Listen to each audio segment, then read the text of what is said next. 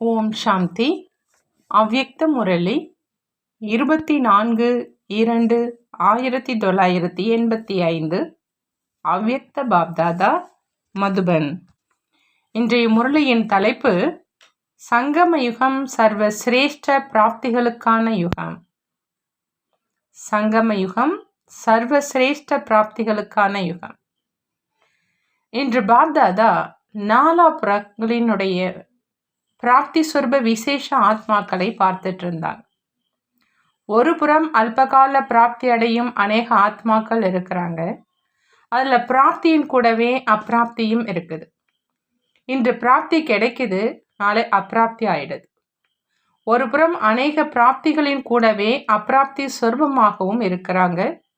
மற்றொரு புறம் சதா காலத்தின் பிராப்தி சொர்ப விசேஷ ஆத்மாக்கள் மிகவும் குறைவான எண்ணிக்கையில் இருக்கிறாங்க. இரண்டிற்கும் உள்ள மகான் வித்தியாசத்தை பார்த்து கொண்டு இருந்தாங்க. பாப்தாதா பிராப்தி சொர்ப குழந்தைகளை பார்த்து மகிழ்ச்சி அடைந்து கொண்டு இருந்தாங்க. பிராப்தி சொர்ப குழந்தைகளாகிய நீங்கள் எவ்வளோ பத்மாவதம் பாக்கியசாலிகள். விசேஷ ஆத்மாக்களாகிய உங்களுடைய ஒவ்வொரு அடியிலும் பல கோடி மடங்கு பிராப்தி கிடைக்கும் அளவு அவ்வளோ பிராப்தியை அடைஞ்சிட்டீங்க.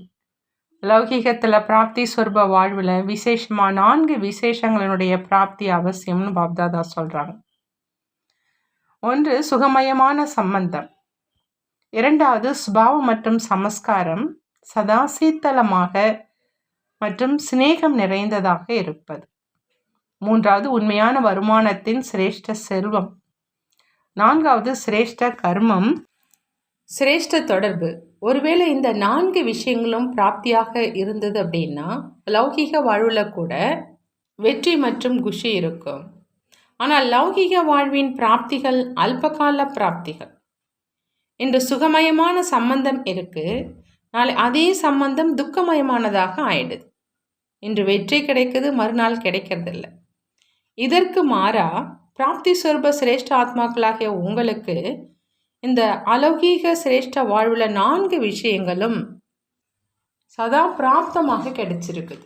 ஏன் அப்படின்னா சுகத்தை வழங்கும் வல்லல் சர்வ பிராப்திகளினுடைய வல்லலுடன் நேரடியான அழிவற்ற சம்பந்தம் இருக்குது.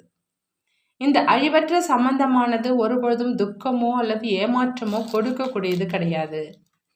அழியக்கூடிய சம்பந்தங்கள்ல நிகழ்கால சமயத்துல துக்கமும் இருக்கு மற்றும் ஏமாற்றமும் இருக்கு. அழிவற்ற சம்பந்தத்துல உண்மையான அன்பு இருக்கு, சுகம் இருக்கு. ஆகையால சதா அன்பு மற்றும் சுகத்தினுடைய சர்வ சம்பந்தங்கள் தந்தையிடமிருந்து பிராப்தியாக கிடைச்சிருக்கு. ஒரு சம்பந்தத்தின் குறை கூட கிடையாது. எந்த சம்பந்தத்தை விரும்புகிறீங்களோ அந்த சம்பந்தத்தின் மூலம் பிராப்தியினுடைய அனுபவம் செய்ய முடியும். எந்த ஆத்மாவுக்கு எந்த சம்பந்தம் அன்பானதாக இருக்குதோ அந்த சம்பந்தத்தில் பகவான் அன்பை பூர்த்தி செஞ்சிட்டு இருக்கிறார். பகவானை சர்வ சம்பந்தத்திலும் கொண்டு வந்துட்டீங்க. அத்தகைய சிரேஷ்ட சம்பந்தம் முழு கல்பத்திலும் பிராப்தியாக கிடைக்க முடியாது. ஆகினால சம்பந்தமும் பிராப்தியாக கிடைச்சிருக்குது. கூடவே இந்த அலௌகீக தெய்வீக பிறப்புல சதா சிரேஷ்ட சுபாவம் ஈஸ்வரிய சமஸ்காரம் இருக்கிற காரணத்தினால சுபாவம் சமஸ்காரம் ஒருபொழுதும் துக்கம் தருவதில்லை. பாப்தாதாவினுடைய சமஸ்காரம் எதுவோ அதுவே குழந்தைகளினுடைய சமஸ்காரம். பாப்தாதாவினுடைய சுபாவம் எதுவோ அதுவே குழந்தைகளினுடைய சுபாவம். சுயபாவம் அதாவது உணர்வு அப்படின்னா சதா ஒவ்வொருவரையும் சுயம் அதாவது ஆத்ம உணர்வோடு பார்ப்பது.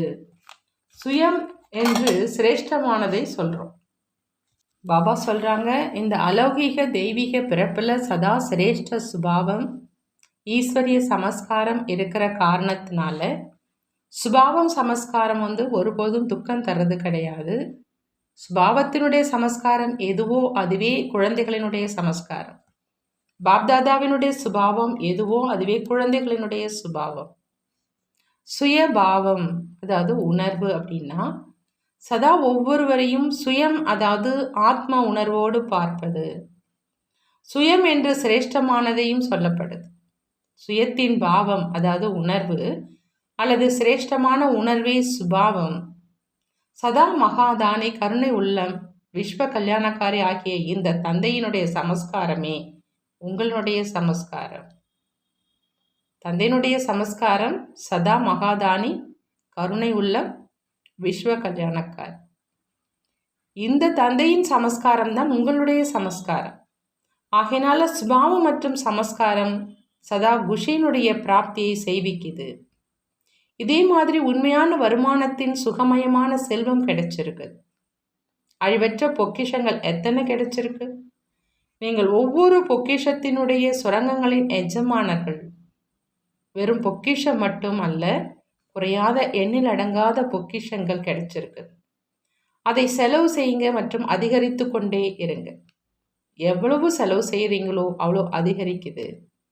இதனுடைய அனுபவி ஆவிங்க இல்லையா? ஸ்தூல செல்வத்தை எதற்காக சம்பாதிக்கிறார்? உணவை சுகமாக உண்பதற்காக. அதாவது கஷ்டமில்லாது சம்பாதித்தது, சுகமாக உண்பதற்கு, குடும்பம் சுகமாக இருப்பதற்கு, உலகத்தில் நல்ல பெயர் கிடைப்பதற்காக சம்பாதிக்கிறாங்க. நீங்கள் தன்னை பாருங்க, எவ்வளோ சுகம் மற்றும் குஷினுடைய உணவு கிடைச்சிட்டு இருக்குது. உணவு உண்ணுங்க, அதாவது எளிமையான உணவு. பகவானுடைய மகிமை பாடுங்க என்று மகிமை கூட இருக்குது. இதே மாதிரி மகிமை பாடப்பட்ட உணவை சாப்பிட்டு கொண்டே இருக்கீங்க. பிராமண குழந்தை உண்ண உணவு கூட இல்லாது வஞ்சிக்கப்பட்டவர் ஆகவே முடியாது என்பது பிராமண குழந்தைகளுக்கு பாப்தாதா அளித்துள்ள உத்தரவாதம். விருப்பம் கொண்ட உணவு கிடைக்காது, ஆனால் உணவு அவசியம் கிடைக்கும். சாதம் ரசம் உள்ளது, குடும்பமும் சரியாக இருக்குது மற்றும் பெயரும் எவ்வளவு புகழ் வாய்ந்ததாக இருக்குது. அவ்வளோ உங்களுடைய பெயர் புகழ் அடைஞ்சிருக்கு. இன்று இந்த கடைசி பிறவி வரை நீங்கள் வந்தடைஞ்சிட்டீங்க. ஆனால் உங்களுடைய ஜட சித்திரங்களின் பெயரை கொண்டே அநேக ஆத்மாக்கள் தங்களுடைய காரியத்தில் வெற்றி அடைஞ்சிட்டு இருக்கிறாங்க. தேவி தேவதைகளாகிய உங்களுடைய பெயரையே சொல்கிறாங்க, தன்னுடைய வேலையை வெற்றி அடைய செய்கிறாங்க. அந்தளவு பெயர் புகழ் உடையதாக இருக்குது. ஒரு பிறவியில் மட்டும் பெயர் புகழ் அடையல, முழு கல்பமும் உங்களுடைய பெயர் புகழ் உடையதாக இருக்குது. ஆகினால சுகமயமான உண்மையான செல்வந்தரும் ஆவீங்க. தந்தையினுடைய தொடர்பில் வந்ததுனால உங்களுடைய தொடர்பும் சிரேஷ்டமான தொடர்பாக ஆயிடுச்சு. உங்களுடைய தொடர்பு அத்தகைய சிரேஷ்ட தொடர்பு. உங்களுடைய ஜட சித்திரங்களுடைய ஒரு வினாடி தொடர்புக்காக தாகத்தோடு காத்திருக்கிறார். தரிசனத்தின் தொடர்புக்காக மட்டும் எவ்வளோ தாகத்தோடு இருக்கிறார். எத்தனையோ இரவுகள் விழித்து கொண்டு இருக்கிறார். ஒரு வினாடி தரிசனத்தின் தொடர்புக்காக அழைத்து கொண்டு இருக்கிறார், கூச்சலிட்டு கொண்டு இருக்கிறார். மற்றும் முன்னால் செல்வதற்காக மட்டும் எவ்வளவு பொறுத்து கொள்றாங்க. வெறும் சித்திரம்தான் மற்றும் அத்தகைய சித்திரம் வீட்டிலும் இருக்குது. ஒரு வினாடி முன்னால் சென்று தரிசிப்பதற்காக எவ்வளவு தாகத்தோடு இருக்கிறார். ஒரு எல்லையற்ற தந்தையினுடையவர் ஆன காரணத்தினால முழு உலகின் ஆத்மாக்களோடு தொடர்பு ஏற்பட்டுடுச்சு. எல்லையற்ற குடும்பத்தை சேர்ந்தவராக ஆயிட்டீங்க. உலகின் அனைத்து ஆத்மாக்களுடன் தொடர்பு உருவாயிடுச்சு. ஆகினால் 4 விஷயங்களும் அழிவற்ற பிராப்தியாக கிடைச்சிருக்குது. ஆகினால் வாழ்க்கை சதா சுகமயமான வாழ்க்கையாக இருக்குது, பிராப்தி சொரூப வாழ்க்கையாக இருக்குது. பிராமணர்களின் வாழ்வில் அப்பிராப்தியான எந்த பொருளும் கிடையாது. இதுவே உங்களுடைய பாடல். அத்தகைய பிராப்தி சுரூபமானவங்க இல்லையா? அல்லது அன்மைதான் ஆகணுமா அப்படின்னு பாபா கேட்குறாங்க. இன்று பிராப்தி சொரூப குழந்தைகளை பார்த்துக்கிட்டு இருந்தாங்க அப்படின்னு சொல்லப்பட்டது இல்லையா? இந்த சிரேஷ்ட வாழ்க்கைக்காக உலகத்தினர் எவ்வளோ உழைக்கிறாங்க. ஆனால் நீங்கள் என்ன செஞ்சிட்ருக்கீங்க? உழைச்சிங்களா அல்லது அன்பு செலுத்தினீங்களான்னு கேட்குறாங்க. அன்பிலேயே தந்தையை தன்னுடையவராக ஆக்கிட்டீங்க. உலகத்தினர் உழைக்கிறாங்க மற்றும் நீங்கள் அன்பினால் அடைஞ்சிட்டீங்க. பாபா அப்படின்னு சொன்னீங்க மற்றும் பொக்கிஷத்தினுடைய சாவி உங்களுக்கு கிடைச்சிருச்சு. உலகத்தினரிடம் கேட்டீங்க அப்படின்னா என்ன சொல்லுவாங்க? வருமானம் செய்வது மிகவும் கஷ்டம், இந்த உலகத்தில் வாழ்வது மிகவும் கஷ்டம்னு சொல்லுவாங்க. மேலும் நீங்கள் என்ன சொல்கிறீங்க?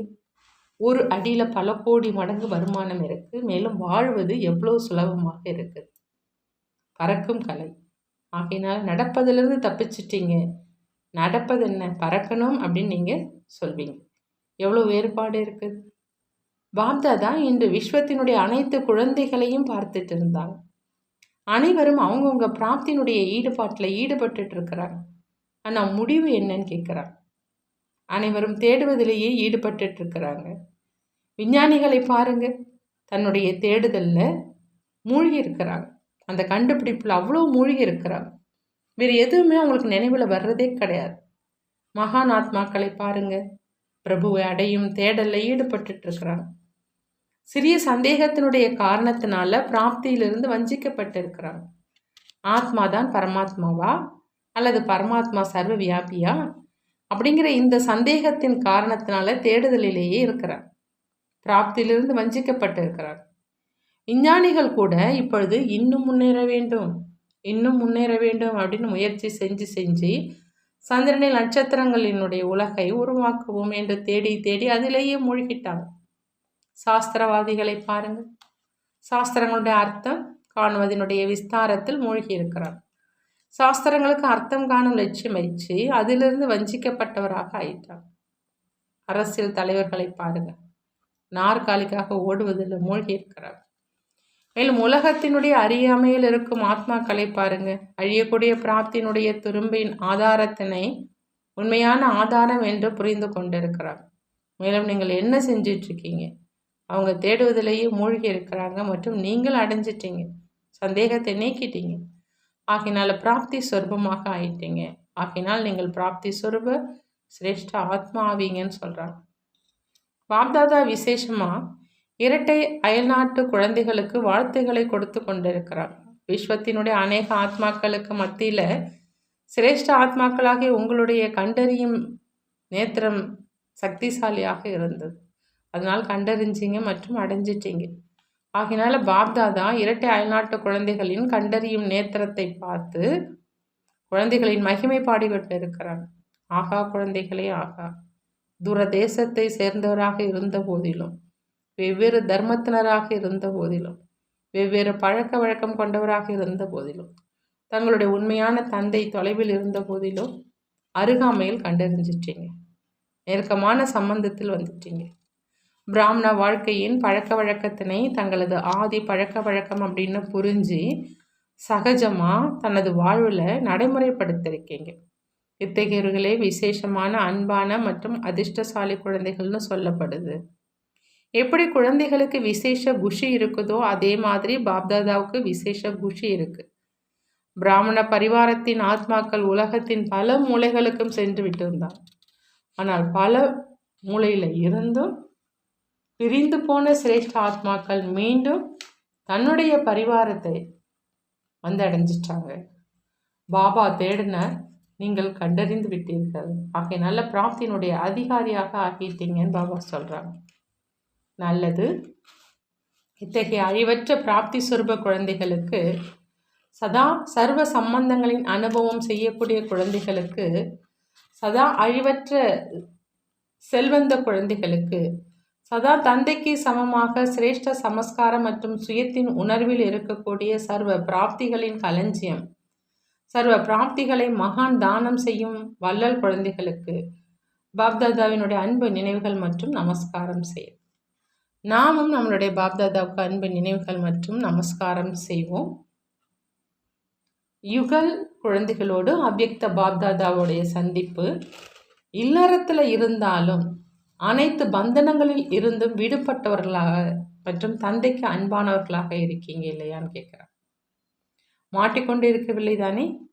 கூண்டு பறவை அல்லாமல் பறக்கும் பறவை ஆவீங்க. சிறிதளவு பந்தனம் கூட மாட்டி விடுது. பந்தன் முக்தாக இருந்தால் சதா பறந்துகிட்டே இருப்பீங்க. ஆகினால எந்த விதமான பந்தனமும் கூடாது. தேகத்தினுடைய சம்பந்தத்தினுடைய இல்லறத்தினுடைய பொருட்களுடைய எந்த ஒரு பந்தனமும் இருக்கக்கூடாது. இதையே பற்றற்ற மற்றும் அன்பான நிலை அப்படின்னு சொல்லப்படுது. சுதந்திரமானவர்கள் சதா பறக்கும் கலையில் பறப்பாங்க மற்றும் மாட்டிக்கொண்டிருக்கிறவங்க கொஞ்சம் பறக்கவும் செய்வாங்க. பிறகு பந்தனம் அவங்கள இழுத்து கீழே கொண்டு வந்துடும். ஆகினால சில சமயம் கீழே சில சமயம் மேலே இதே மாதிரி நேரம் கடந்து விடும். சதா ஏக்ரஸ் பறக்கும் கலையினுடைய நிலை மற்றும் அவ்வப்பொழுது கீழே அவ்வப்பொழுது மேலேங்கிற நிலை, இவ் ரெண்டுக்கும் இரவுக்கும் பகலுக்குமான வேறுபாடு உள்ளது. நீங்கள் எந்த நிலை உடையவங்க? சதா பந்தனமற்றவரா? சதா சுதந்திர பறவையா? சதா தந்தையுடன் இருப்பவர்களா? எந்த ஒரு கவர்ச்சியிலும் கவர்ச்சிக்கப்பட்டவர்கள் இல்லையே. இத்தகைய வாழ்க்கையே அன்பான வாழ்க்கை.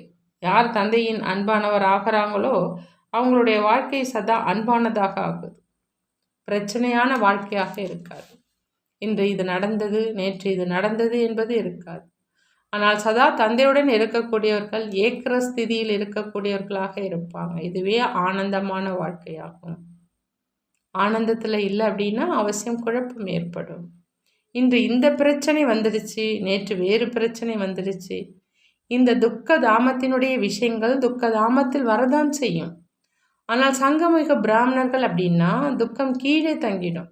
துக்க தாமத்தில் இருந்து ஒதுங்கிட்டீங்க அப்படின்னா துக்கம் தென்பட்டாலும் கூட உங்களை தீண்டவே தீண்டாது. கலியுகத்தை விட்டுட்டீங்க, ஆதாரத்தை விட்டுட்டீங்க, இப்போது சங்கமகத்துக்கு வந்துட்டீங்க. சங்கமகத்தை சதா மேலே காண்பிக்கிறாங்க. சங்கமக ஆத்மாக்கள் சதா உயர்ந்தவங்க, தாழ்ந்தவங்க கிடையாது. எப்போ தந்தை பறக்க வைக்க வந்திருக்கிறாங்களோ அப்போ பறக்கும் கலையிலிருந்து கீழே வருவது எதுக்கு? கீழே வருவது அப்படின்னா மாட்டிக்கொள்வது இல்லையா? இப்பொழுது ரெக்கைகள் கிடைச்சிருக்குது அப்படின்னா பறந்துக்கிட்டே இருக்க சொல்கிறாங்க பாபா. கீழே வரவே வராதிங்கிறாங்க. நல்லது.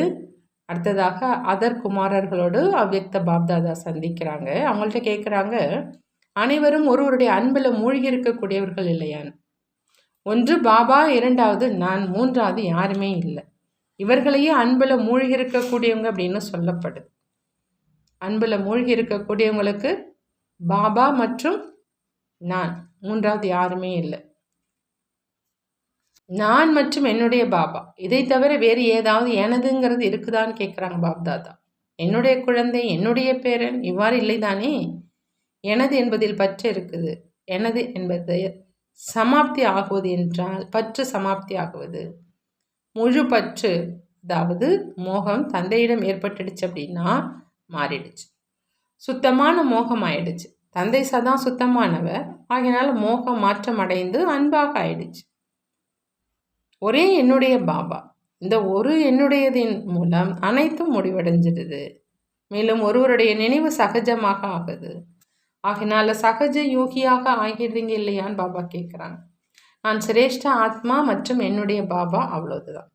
சிரேஷ்ட ஆத்மா அப்படிங்கிற அந்த உணர்வு, அந்த உணர்தல் மூலம் கர்மா தானாகவே சிரேஷ்டமாக ஆயிடும். சிரேஷ்ட ஆத்மாவுக்கு தான் மாயை வர முடியாது. தாய்மார்களோடு அவ்யக்த பாப்தாதா சந்திக்கிறாங்க. தாய்மார்கள் சதா தந்தையோடு குஷினுடைய ஊஞ்சலில் ஆடக்கூடியவங்க இல்லையா? கோபியர்கள் சதா குஷியில் நடனம் ஆடக்கூடியவங்க அல்லது ஊஞ்சலில் ஆடக்கூடியவங்க. ஆகினால சதா தந்தையோடு இருக்கக்கூடியவங்க குஷியில் நடனம் ஆடுறாங்க.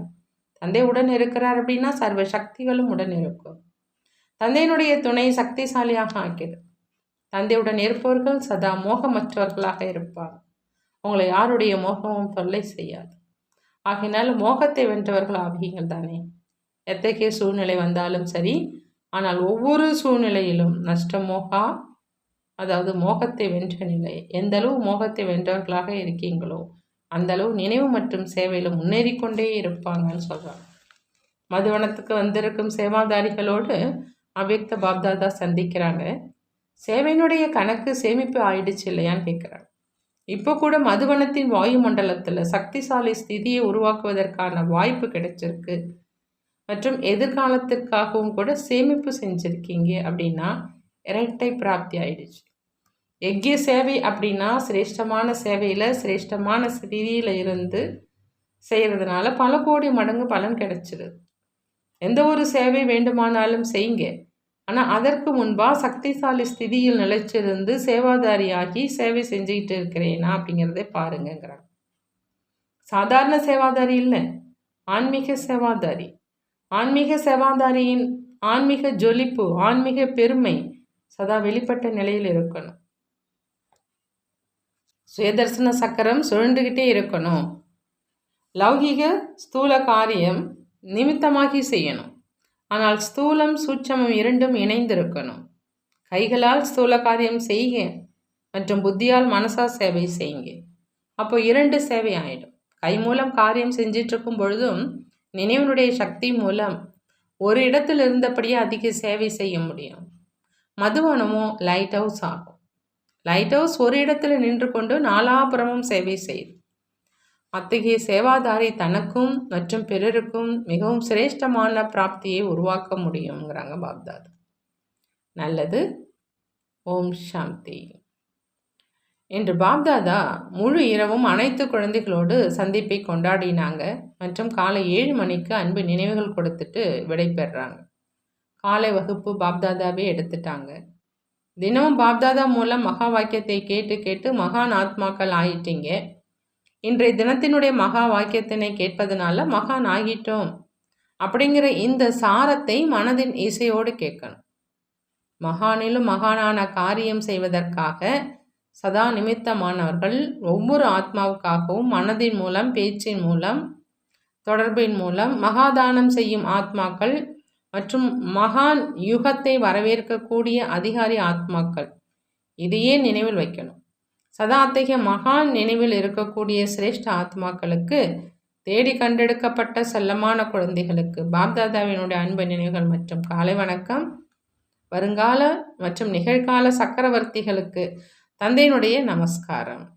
நாமும் நம்மளுடைய பாப்தாதாவுக்கு அன்பு நினைவுகள் மற்றும் நமஸ்காரம் செய்வோம். பாபா வரதானம் கொடுக்குறாங்க. சுத்தமான மற்றும் சக்திசாலியான எண்ணங்களின் சக்தி மூலம் வீணான அதிர்வலைகளை சமாப்தி செய்யக்கூடிய உண்மையான சேவாதாரி ஆகுக. உண்மையான சேவாதாரி ஆகணும் அப்படின்னா சுத்தமான மற்றும் சக்திசாலியான எண்ணங்களினுடைய சக்தி மூலம் வீணான அதிர்வலைகளை சமாப்தி செய்ய சொல்கிறாங்க பாப்தாதா. சங்கல்பம் கூட சிருஷ்டியை உருவாக்கிடுது அப்படின்னு சொல்லப்படுது. எப்போ பலவீனமான மற்றும் வீணான சங்கல்பம் செய்கிறீங்களோ அப்போ வீணான வாயுமண்டலத்தினுடைய சிருஷ்டி உருவாகிடுது. யார் தன்னுடைய சுத்தமான சக்திசாலியான எண்ணங்கள் மூலமாக பழைய அதிர்வலைகளையும் சமாப்தி செஞ்சு விடுறாங்களோ அவங்க தான் உண்மையான சேவாதாரி. எப்படி விஞ்ஞானிகள் ஆயுதத்தின் மூலம் ஆயுதத்தை அழிக்கிறாங்க, ஒரு விமானத்தின் மூலம் இன்னொரு விமானத்தை விழ வைக்கிறாங்க, அதே மாதிரி உங்களுடைய சுத்தமான சக்திசாலியான எண்ணங்களின் அதிர்வலைகள் வீணான அதிர்வலைகளை சமாப்தி செஞ்சிடணும். இப்போது அத்தகைய சேவை செய்ய சொல்கிறாங்க பாப்தாதா. ஸ்லோகன்: தடை என்ற சூட்சமமான தங்க கயிறுகளில் இருந்து முக்தி அடைங்க, அதாவது விடுபடுங்க, முக்தி வருடத்தினை கொண்டாடுங்கிறாங்க. தடை அப்படிங்கிற சூட்சமமான தங்க கயிறுகளிலிருந்து முக்தி அடைங்க, முக்தி வருடத்தினை கொண்டாடுங்கன்னு சொல்கிறாங்க. நல்லது. ஓம் சாந்தி. நன்றி பாபா, நன்றி.